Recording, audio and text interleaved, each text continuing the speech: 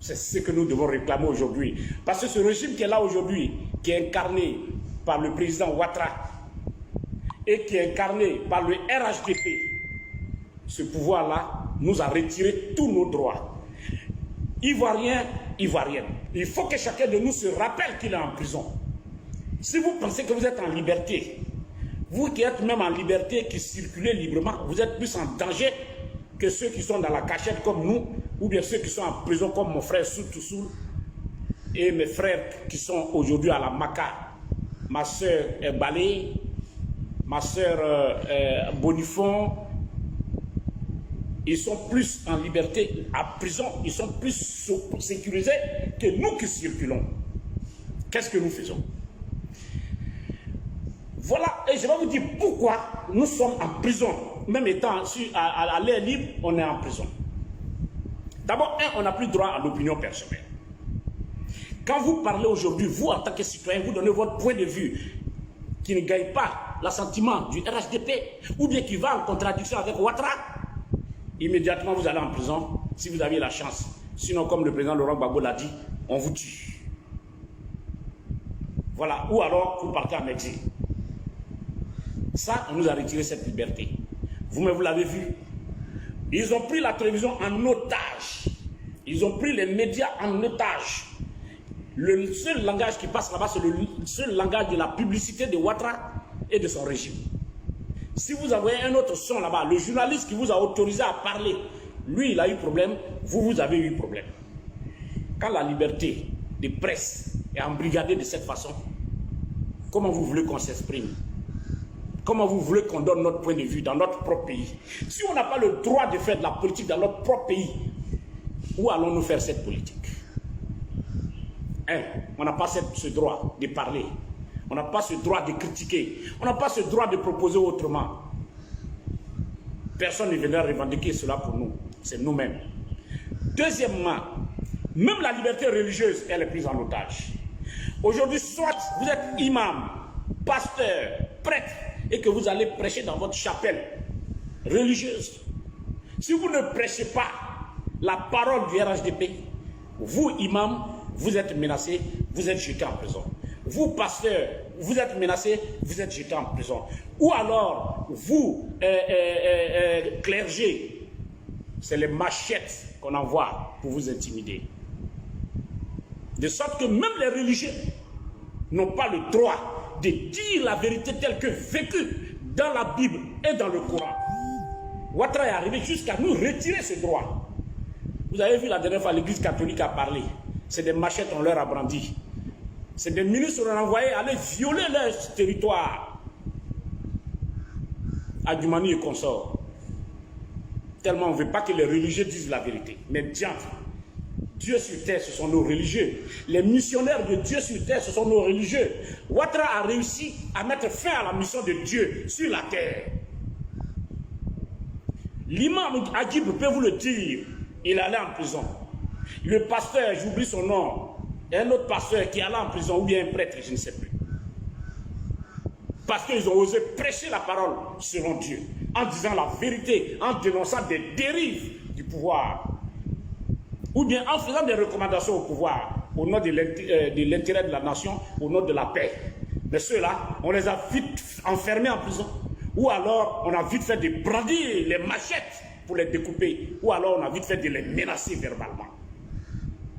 La liberté religieuse, elle est exclue. Aujourd'hui, tous les religieux sont obligés, que tu sois d'accord ou pas, de parler bien de Ouattara. Ou alors, tu fermes ta chapelle.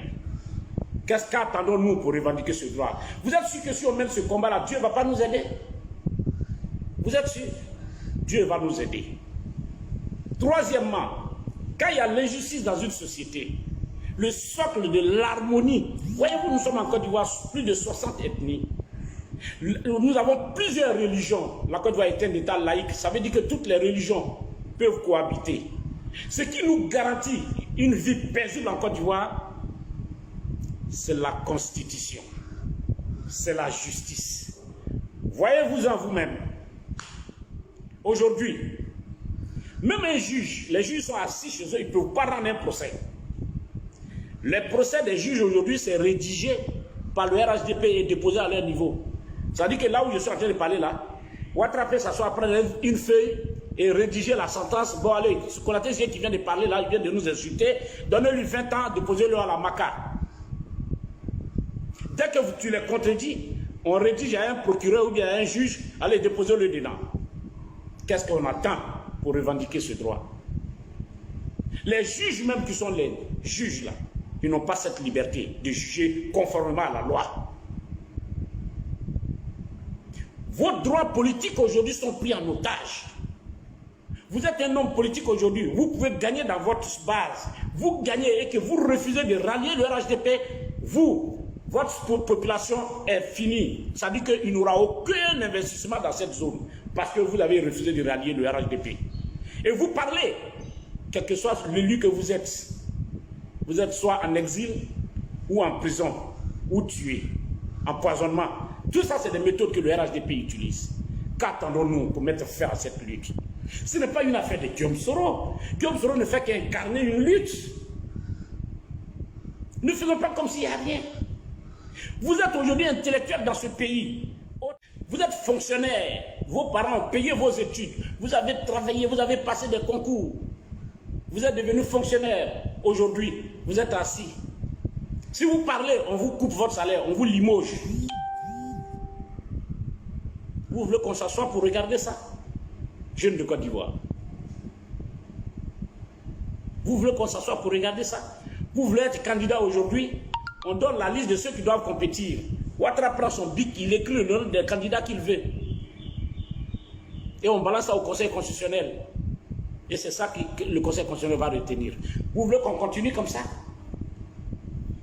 Même au sein du RHDP, ils sont pleins qui ont droit, qui sont RHDP, purement, mais qui veulent donner leur point de vue. Mais dès que tu commences à te comporter comme ça, tu es menacé. Tu es menacé immédiatement. Vous voulez que ça continue comme ça? Voilà notre constitution qui harmonise la vie en société.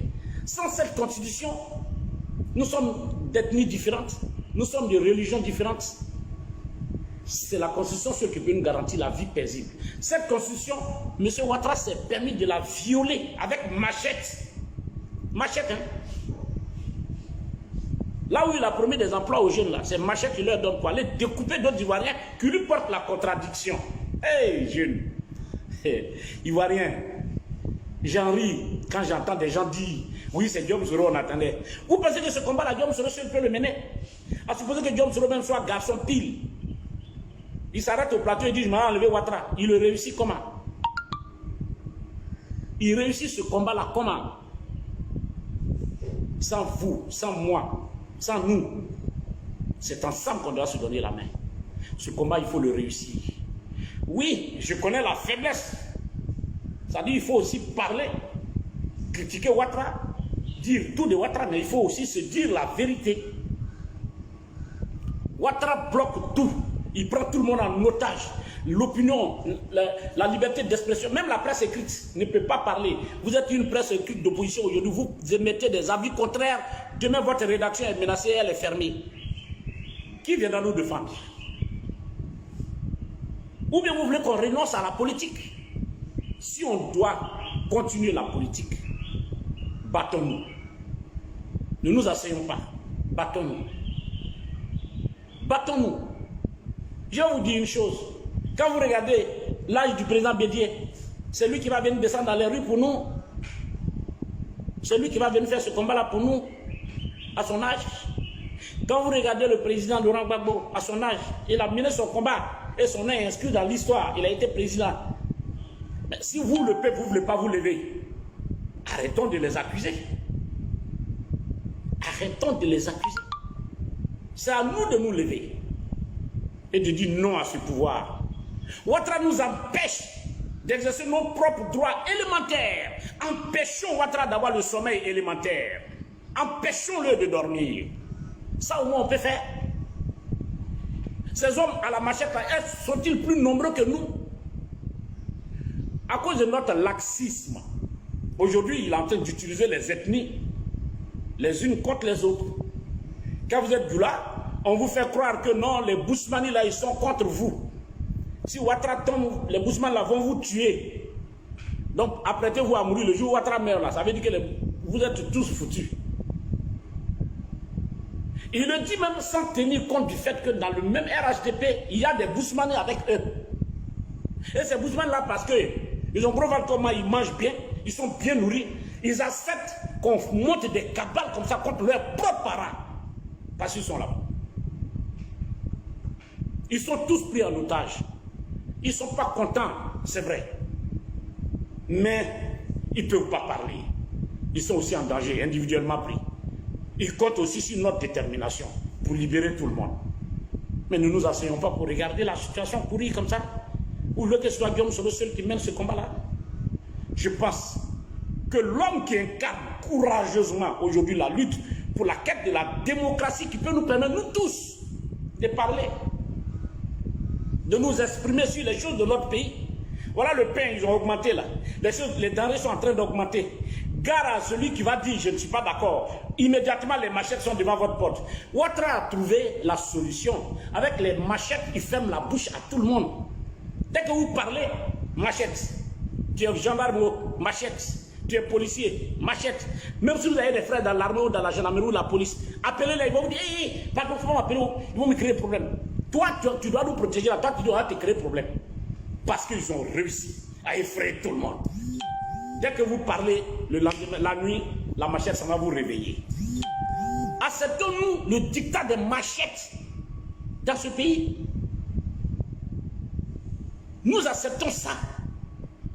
Et qui viendra nous libérer si nous-mêmes on ne se lève pas, comme le peuple sud-africain l'a fait pour se libérer de l'apartheid? Si on ne se lève pas, il y en a qui disent on entend la communauté internationale. Elle ne viendra pas même si elle pleure. Elle a mal de voir des choses. La liberté est bafouée chez nous, la démocratie. Vous êtes fonctionnaire, vos parents ont payé vos études, vous avez travaillé, vous avez passé des concours. Vous êtes devenu fonctionnaire. Aujourd'hui, vous êtes assis. Si vous parlez, on vous coupe votre salaire, on vous limoge. Vous voulez qu'on s'assoie pour regarder ça? Jeunes de Côte d'Ivoire. Vous voulez qu'on s'assoie pour regarder ça? Vous voulez être candidat aujourd'hui? On donne la liste de ceux qui doivent compétir. Ouattara prend son bic, il écrit le nom des candidats qu'il veut. Et on balance ça au Conseil constitutionnel. Et c'est ça que le Conseil constitutionnel va retenir. Vous voulez qu'on continue comme ça? Même au sein du RHDP, ils sont pleins, qui ont droit, qui sont RHDP, purement, mais qui veulent donner leur point de vue. Mais dès que tu commences à te comporter comme ça, tu es menacé. Tu es menacé immédiatement. Vous voulez que ça continue comme ça? Voilà notre constitution qui harmonise la vie en société. Sans cette constitution, nous sommes d'ethnies différentes, nous sommes de religions différentes. C'est la constitution seule qui peut nous garantir la vie paisible. Cette constitution, M. Ouattara s'est permis de la violer avec machette. Machette, hein?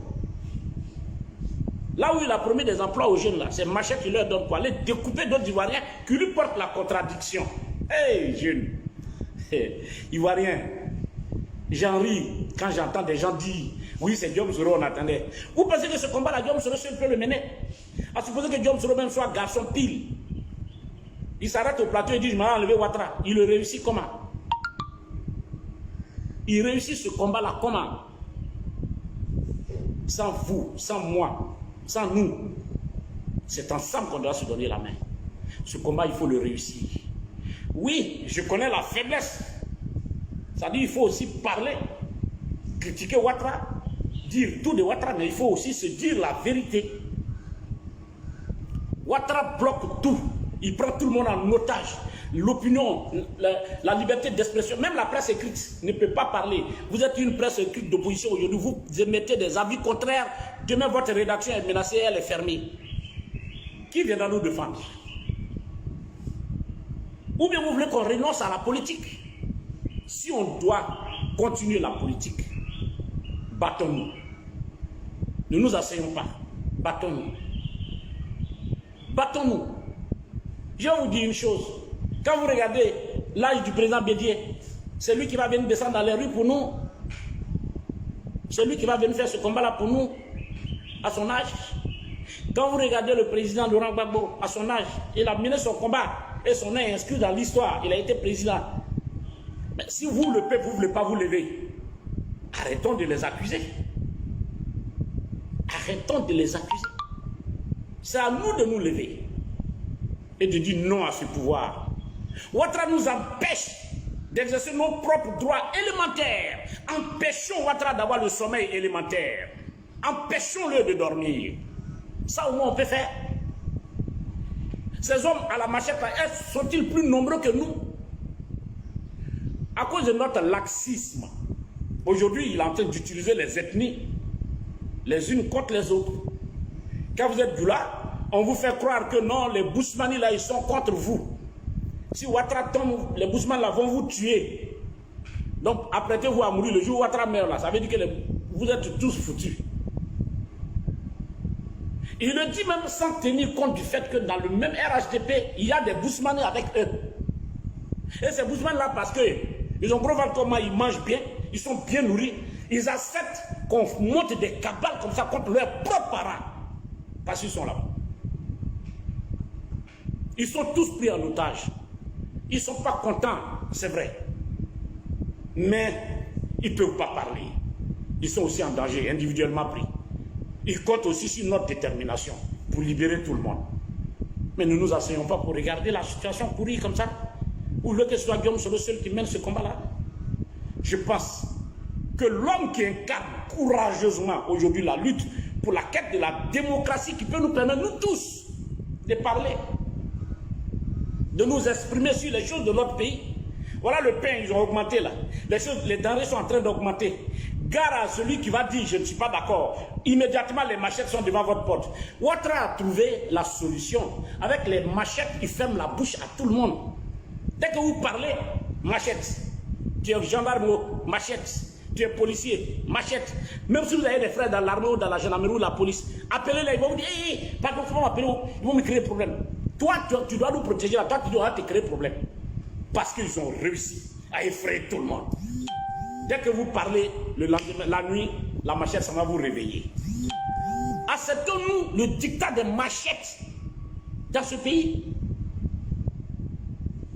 Nous acceptons ça. Et qui viendra nous libérer si nous-mêmes on ne se lève pas, comme le peuple sud-africain l'a fait pour se libérer de l'apartheid? Si on ne se lève pas, il y en a qui disent on entend la communauté internationale. Elle ne viendra pas même si elle pleure. Elle a mal de voir les choses. La liberté est bafouée chez nous. La démocratie, son dirigeant. Si nous-mêmes on accepte que Ouattara nous gère de cette façon, qu'il nous retire tous les droits de cette façon, et ils vont faire quoi? Et à leur âge là, ne demandez pas à des vieillards comme ça là de venir se mettre dans la rue pour nous. Ne demandez pas à Gbagbo qui a passé près de 9 ans en prison là, de venir se mettre dans les rues pour nous. Ne demandez pas au président Bédié à 86 ans là, de venir se mettre dans les rues pour nous. Toi tu es militant du RDR, tu es militant du PDCI, tu es militant des GPR, tu es militant des SPI, tu es militant de l'opposition, UDPCI. Mais ne demandez pas à nos grands-papas là de venir se mettre dans les rues pour nous, ou bien de toujours tenir des discours guerriers pour nous encourager. Toi-même tu es assis chez toi là, tu ne sais pas que ton droit est bafoué, puisque tu ne peux même pas parler politique sur la route. Ça c'est Bédié qui va venir garantir ça pour toi, c'est Gbagbo qui va venir faire ça pour toi, ou bien c'est Guillaume, c'est le seul qui va venir mener ce combat là pour toi. Toi aussi. Quand tu es assis chez toi-même, tu es dans ton bureau, ton propre téléphone là, quand ça sonne, quand c'est Konaté Zé, tu bloques. Ça là, s'ils ont vu que c'est Konaté Zé qui m'a appelé, je suis mort. J'ai des amis même qui ne m'appellent plus. Quand tu l'appelles, quand il voit ton numéro, il coupe. Mais le gars là, il est mauvais. Il veut me créer problème. Ah, moi, mon bonjour, simplement, ça va te créer problème. À cette allure là, donc tu es d'accord pour être un prisonnier. On se fera les SMS. Ah, on nous a mis sur écoute. On t'a mis sur écoute. Toi, tu as dit que tu as tué quelqu'un. Tu parles de la démocratie de ton pays là. Tu as peur même de toucher à ton téléphone. Vous voulez qu'on sorte de cette situation là comment? Voilà maintenant des gens qui ont dit bon Dieu, comme c'est comme ça là, moi il m'a cherché mon poste de député, il prend mes 2,5 millions, je bouffe à la fin du mois, je suis tranquille. Le jour où le peuple va décider. Le peuple c'est qui? C'est moi, c'est toi, c'est nous. Levons-nous ensemble. C'est pour ça Bob Marley dit. On a à s'émanciper soi-même. Emancipate yourself from mental slavery. Nous sommes des esclaves mentaux. Nous nous sommes fait effrayer. Les jeunes qui tiennent les machettes là, ils sont combien à Abidjan? Face à une détermination du peuple de Côte d'Ivoire, ils peuvent faire quoi? Ou bien c'est eux seuls qui savent attraper machette? Est-ce que c'est eux seuls qui savent attraper machette? Pour que nous là, on s'assoit là, en train de pleurnicher, oui. Souvent même quand les gens sont en train de séquestrer un voisin, c'est les autres voisins qui sortent avec leur portable pour filmer. 3 ou 4 individus viennent avec la machette, ils viennent mettre en demeure une résidence, ils viennent chicoter, prendre les gens en otage. Devant vous, le quartier, personne ne s'organise. Pourtant, je vous ai dit ici, organisons-nous en groupe d'autodéfense, dans chaque village, dans chaque quartier, pour prévenir ça. S'ils savent que dans chaque village, dans chaque campement, dans chaque village, les gens ont mis des groupes d'autodéfense, ils vont calculer bien, ils vont réfléchir avant de venir avec des machettes. Est-ce qu'ils savent manipuler machette plus que quelqu'un? On est assis avec simple machette, voilà Alassane Ouattara qui a mis tout le monde au pas. Et on est en train de se trahir maintenant pour aller. On est en train de se trahir. Celui-là, assis là, il dit, la lutte là risque d'être longue, hein, Guillaume Soro. Je m'en vais au bas, il s'en va lier ses pieds, il s'en va là-bas. Vous pensez que c'est en ralliant le RHDP qu'il y a la solution? Eux aussi sont pris en otage là-bas. Qui vous a dit qu'au RHDP, tous les militants sont à l'aise? Renseignez-vous avec eux. C'est un groupe, une minorité qui s'accapare tout avec leur famille et qui impose les machettes. Tu parles net, on te découpe. Pourquoi on ne peut pas se mettre ensemble pour sortir de cette situation?